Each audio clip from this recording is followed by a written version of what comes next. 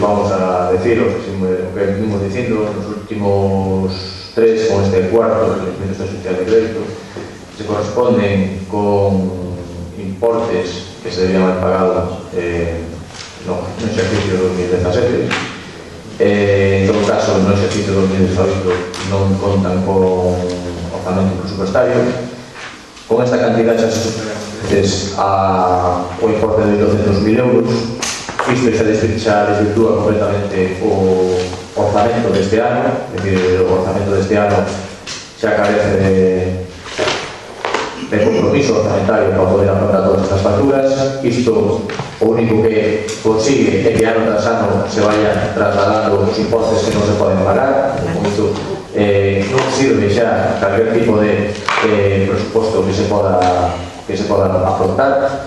Tamén acredita que os gastos ou os ingresos que en principio se iban a recaudar nunca eran papel mollado, nunca se chegaron a recaudar, e o gasto sempre é moi superior ao que inicialmente se planificaba.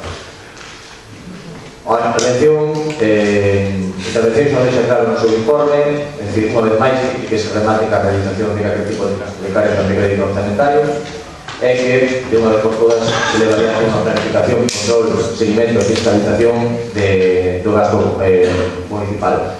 A isto, bueno, xa falaremos máis adiante, se lle suma a liquidación do exercicio 2017, donde hai un remanente negativo de tesorería de máis de 200.000 euros, que o único que acredita é que, unha vez máis, se gasta moitísimo máis do que se ingresa e que a débeda deste Concello supera a real, supera os 10 millóns de euros. Se ven aí unha débeda reconocida de 8 millóns de euros, pois entre os reconocimientos extrajudiciais de crédito máis os remanentes negativos veñen a incrementar a un 10 millóns de euros.